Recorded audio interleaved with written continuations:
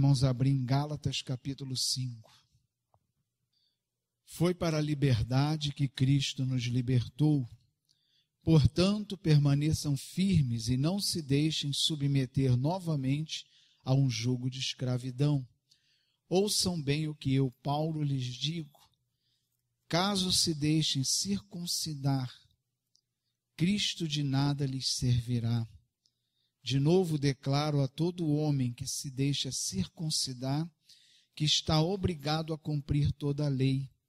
Vocês que procuram ser justificados pela lei, separam-se de Cristo, caíram da graça. Pois é mediante o Espírito que nós aguardamos pela fé a justiça, que é a nossa esperança.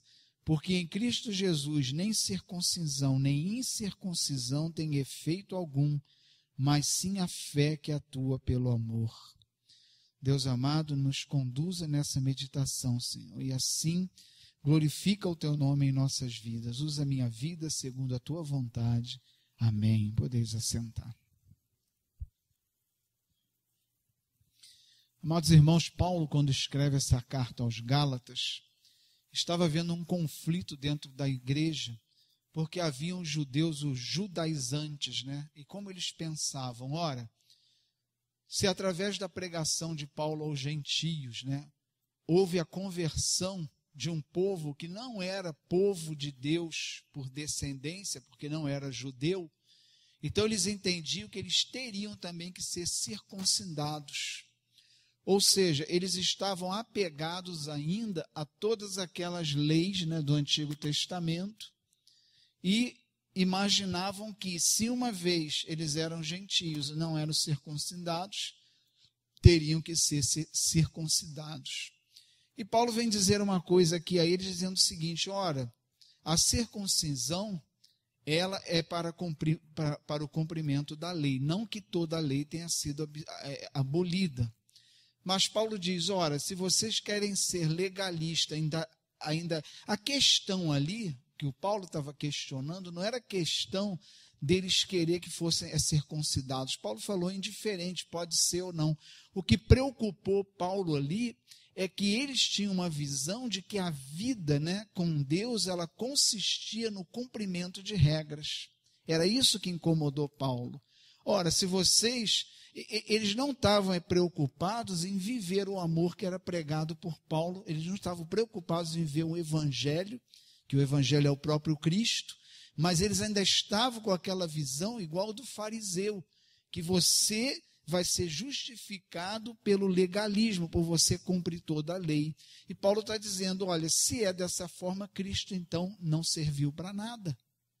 Porque através de Cristo nós somos salvos pela graça, pelos méritos e pela obra de Cristo. Mas se vocês acham ainda que é a circuncisão que vai fazer a diferença, então Cristo não está servindo para nada. Essa era a questão que Paulo não estava incomodado com o fato do povo ter que ser circuncidado. O problema era o legalismo, né, deles acharem que o que valia para a salvação era, como os fariseus achavam, que era cumprir em tudo a lei, independente do que você sentia ou não. E Paulo está dizendo, olha, através de Cristo, a salvação agora é pela fé em Jesus Cristo. Então ele diz, em Cristo, tanto faz ser circuncidado ou não, porque a circuncisão é do coração. E não uma coisa física, mas ela agora é no coração. E isso, né, vem ao nosso coração, e essa passagem me veio, porque muitas vezes, irmãos, se a gente descuidar a nossa vida cristã, ela entra um pouco no legalismo. Como seria isso nos dias de hoje? A gente se satisfaz com o fato da nossa frequência, da gente, não, como está a minha vida cristã? Está ótimo, estou indo ao culto toda semana, estou trabalhando nisso ou naquilo na igreja, e a gente se descuidar, a gente começa a se satisfazer com o simples fato da gente estar caminhando, da gente estar participando da comunhão do santo e estar na igreja. Mas o que essa palavra de Paulo está mostrando hoje é que o nosso ir à igreja, o nosso trabalho na igreja tem que ser a consequência de algo do coração. Mais do que isso, tem que ser a consequência de uma espiritualidade individual. E isso, gente, nos leva a uma responsabilidade muito grande. Porque boa parte da nossa vida espiritual, ela vai ser construída e ela vai ser fortalecida também no nosso dia a dia com Deus. Porque o grande problema da vida cristã é quando a gente acha que a igreja é o único lugar onde a gente vai ter um contato com Deus mais íntimo. Então a gente passa a semana toda e chega no domingo se arrastando espiritualmente, né, como a palavra diz. Deus tem que soprar em nossa narina, que a gente chega aqui morto espiritualmente, porque durante a semana correu e a vida espiritual ficou de lado. Aí aqui refaz as energias, sai maravilhado, né, aquele renovo, e durante a semana cai de novo na correria, na rotina, comprometendo a vida espiritual. E esse é o problema que Paulo está colocando ali. Olha, a prática não é nada se a espiritualidade, se o coração não estiver levando a isso. Então Paulo falou, ser circuncidado ou não, o que vale é Cristo. Então, amados irmãos, que essa linha ela é muito tênue, a linha que separa o fazer ou ser levado a fazer. É muito tênue essa linha, porque às vezes a gente acha que a nossa frequência, né, nas reuniões da igreja, na nossa caminhada com os irmãos na igreja, é que vai resultar numa espiritualidade. Na verdade, não é a espiritualidade que tem que resultar na nossa comunhão com a igreja. Porque a minha vida com Deus vai me levar inevitavelmente a amar estar na igreja, a amar estar com meu irmão, a amar trabalhar para Deus, a amar ser fiel a Deus, tanto na minha vida espiritual como na minha vida material também. Tudo isso é consequência do nosso amor a Deus, e todo amor é construído com relacionamento. Isso serve na nossa vida pessoal. Ninguém ama alguém só de olhar. Pessoal, amor à primeira vista não existe. O que existe é paixão. O amor, ele é construído com a convivência. Com Deus não é diferente. O nosso amor a Deus, ele é construído com a nossa convivência diária diante de Deus. Então, amados irmãos, existe, né, um momento, né, que a maior parte da nossa vida, a gente não está aqui. E a gente, às vezes, cai no erro de achar que há uma suficiência. Não, eu estou indo ao culto, está tudo bem. Não, mas se no dia a dia você não for buscar verdadeiramente a Deus, não ter um relacionamento com Deus que vai criar esse amor, né, esse relacionamento de amor com Deus, tudo mais, sem você perceber, vai cair na esfera do legalismo. E a gente vai se contentar em estar cumprindo a nossa rotina cristã. Mas Deus quer nos oferecer muito mais do que isso. Né? Deus, ele quer estar presente em toda a nossa vida, não só aqui. Então, amados irmãos, o nosso louvor que nós oferecemos aqui hoje a Deus, ele é o coroamento de todo um louvor que decorreu durante a semana, com a nossa vida, naquilo que fazemos, porque se nós trabalhamos para a glória de Deus. Se nós nos relacionamos com a nossa família, o fazemos para a glória de Deus. Tudo que nós fazemos é para a glória de Deus. E como aquilo que a gente faz glorifica a Deus? Por uma vida que aponte para Cristo. Se a minha maneira de trabalhar, se a minha maneira de viver com a minha família, se a minha maneira de viver no colégio, onde eu estiver, apontar para Cristo, ele vai ser glorificado. Mas para isso acontecer, Deus tem que ser aquele que está em todo momento da minha vida, e não pontualmente, né? No culto de domingo, você pode vir culto domingo de manhã, de noite, tudo, mas a maior parte é durante a semana, e é o momento em que o pastor não está com você, seus irmãos não estão com você, é você e Deus. E se a gente descuidar, irmãos, é muito tênue essa linha. A gente olha, está tudo bem. Como é que está? Não, está bem. Todo domingo estou lá no culto, glória a Deus. E às vezes a gente está frio por dentro porque não tem um relacionamento com Deus. A gente vem aqui e encontra Ele, mas não se relaciona com Ele. Não existe, né, uma vida fervorosa cristã sem relacionamento. né? Se você vai na casa de alguém que você não conhece, você vai lá, vai ser educado, cumprimentar, foi legal. Mas se você vai na casa de alguém que você ama, é uma alegria tremenda. Puxa vida, como foi bom, não dá nem vontade de ir embora. É assim que a gente tem que vir para o culto. A gente vem aqui para, junto com os irmãos, ter um encontro mais íntimo com aquele que a gente já está se relacionando durante a semana. Então a gente vai chegar aqui e vai coroar a Deus a nossa adoração. Nós vamos juntar a nossa vida espiritual formando, né, com que todo o corpo venha louvar a Deus, mas seja o louvor, ele é a expressão de algo que nós somos e fazemos. Esse é o sentido e todo o culto ele tem na sua essência, do começo ao fim, o louvor e a glória de Deus. Embora a gente ore pelos doentes, oramos pela nossa vida, somos abençoados pela palavra, alimentados, corrigidos, mas o objetivo central do culto é louvar e adorar a Deus. E isso é a expressão do que é a nossa vida. Não é um fato isolado na nossa vida, mas é a expressão daquilo que nós somos e fazemos em toda a nossa semana, durante a nossa vida. É o que Paulo está dizendo aqui, olha, vocês estão preocupados se vai circuncidar ou não, mas o que faz diferença é Cristo. Então, eu estar em todos os cultos, trabalhando na igreja, ótimo, mas o que vai fazer a diferença é Cristo. Né? Se a gente faz isso para encontrar a Cristo, a gente está na contramão. Né? A igreja não é um lugar onde eu venho criar a minha espiritualidade. A igreja ela é resultado da minha espiritualidade. Né? Se a gente tem um relacionamento de amor com Deus todos os dias, se a gente se relaciona com Deus e faz crescer esse amor, a gente não consegue se imaginar sem entrar na casa de Deus. Só que a gente vai entrar de uma outra forma. A gente não vai entrar assim, ai meu Deus, venho aqui me alimentar para mais uma semana, porque tu chega quase morto espiritualmente e Deus tem que soprar na narina. Não, a gente vai entrar como o salmista diz, entrai pelas portas dando graças. A gente vai entrar aqui feliz da vida para glorificar junto com os nossos irmãos a Deus. Porque a nossa vida está acho que levando a isso. Né? Aí sim o culto ele tem um sentido, porque no culto eu vou derramar diante de Deus a minha vida.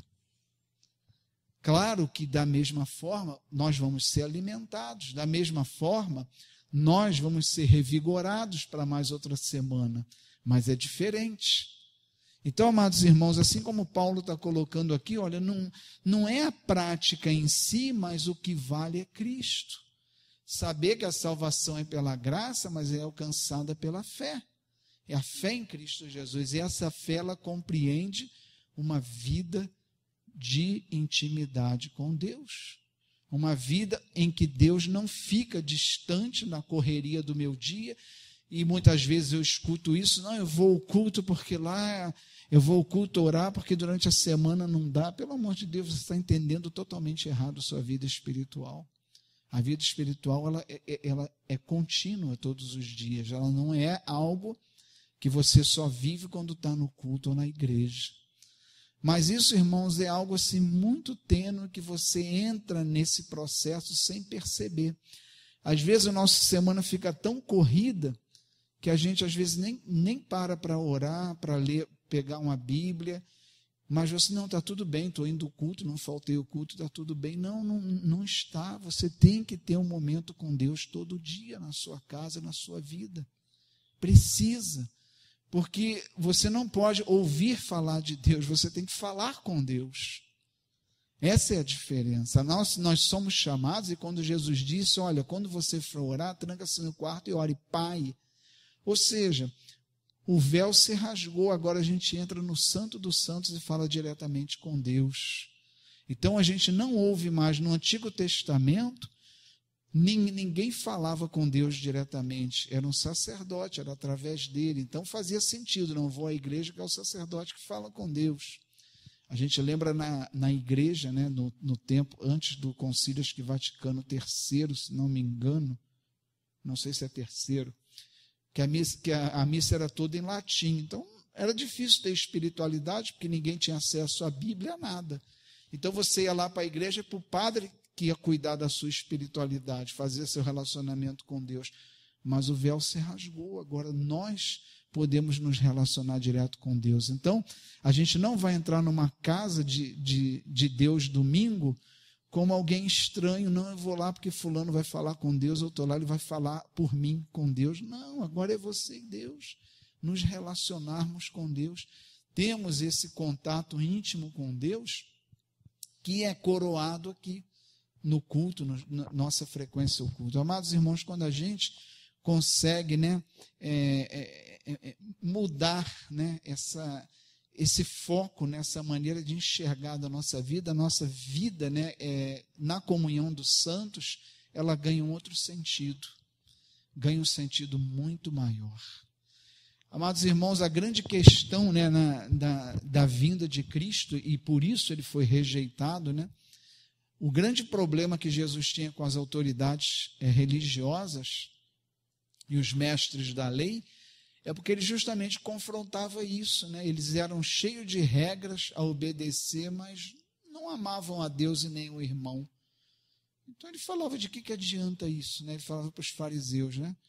Vocês fazem tudo tão certinho, mas e o coração de vocês, como é que está? Então, nós vivemos agora pela graça, então nós temos pleno acesso a Deus, e isso é a construção da nossa vida espiritual.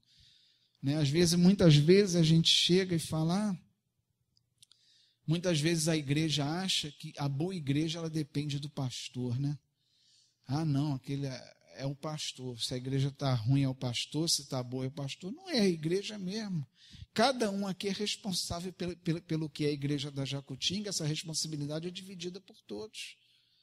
Porque é a igreja viva que faz a igreja da Jacutinga, não são as paredes. Essas paredes são usadas para orar a Deus, como pode ser usada para qualquer outra coisa. Pode fazer uma escola aqui dentro.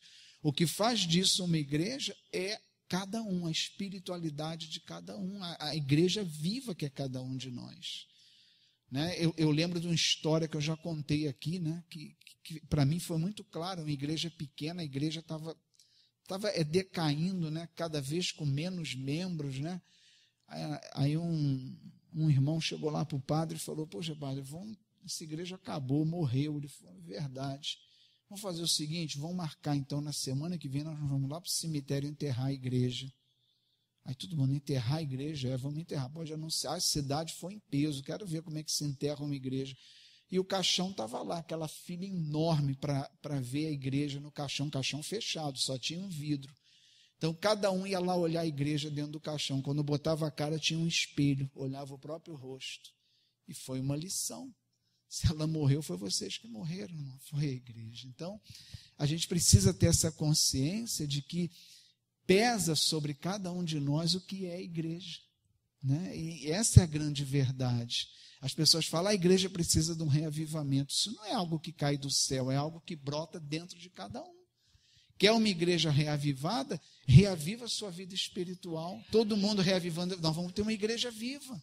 Não é uma poção que cai do céu, porque em Pentecostes desceu o Espírito Santo, mas o Espírito Santo já está na igreja, já está em nós.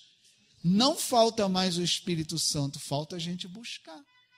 Então, é uma responsabilidade que é de todos nós, não é do pastor somente. Então, a gente precisa entender, aqui é minha casa, né? Aqui é nossa casa, e a gente toma posse disso, né? Eu não estou indo lá na igreja do pastor, eu estou indo na minha casa espiritual. Aqui é a casa de cada um, da qual nós somos corresponsáveis por ela, tanto na parte espiritual quanto na parte material também. Em tudo, é como se você estivesse aqui cuidando da sua casa. Né? Quem dera que o pastor tivesse condições, né, de ser espiritual pela igreja toda e de ter condição financeira de bancar a igreja. Quem dera que fosse assim. Não é. A igreja ela depende dela mesma, do seu povo. Então a gente precisa, e Paulo está alertando isso, né? E falando: olha, circuncidado ou não, o que vale é Cristo. Né? Então a gente está falando isso. Não importa o que a gente vê de material na igreja, que o que importa é a nossa vida espiritual. Né? A nossa vida espiritual é que é importante. Então, a palavra que veio no meu coração é isso, porque a gente, sem querer, né, não é nem iniciativa própria, não, a vida que nos leva a isso. A gente levanta, já despertou, tem que trocar de roupa correndo para pegar o ônibus e vai naquela condução cheia, estressante, trabalha, volta, chega cansado, tem que fazer um monte de coisa para ir trabalhar amanhã e a vida já vai e te tira esse momento. Então a gente tem que ser vigilante nisso, não deixar que nada roube. Se você não tem condição de dar 1 hora para Deus todo dia, dá menos, mas faz pelo menos uma oração de manhã, uma noite. Se você tiver chance, pega, mas fala com Deus. E é uma coisa que você pode fazer o dia inteiro, gente. Eu tenho o hábito de fazer isso.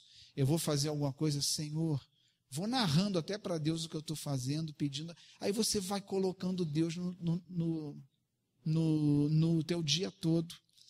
Você, em tudo que vai fazer, levar em consideração que tem um Deus te olhando. E você falar com Ele. Senhor, eu vou fazer isso, vai à frente. Deus amado, agora estou indo para casa, abençoa. Considerar a presença de Deus e você vai se relacionando com Ele. Até a gente criando o hábito de, em todas as coisas, a gente falar com Deus. Em todas as necessidades, momento de alegria, agradecer a Deus, momento de medo, colocar na mão de Deus, todas as coisas colocar na mão de Deus, a gente precisa. Amém? Glória a Deus. Senhor Deus, nós te louvamos e agradecemos por mais uma oportunidade de te adorar e estar na tua casa. Recebe nas tuas mãos, Senhor, a nossa vida. Recebe, Deus amado, essa igreja, cada família dessa igreja nas tuas mãos, Senhor.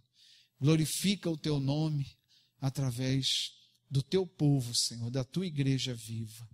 Que a bênção de Deus Todo-Poderoso, Pai, Filho e Espírito Santo, seja sobre nós, as nossas famílias e sobre essa igreja, pelo poder e autoridade de Cristo. Amém. Vamos em paz e que o Senhor nos acompanhe.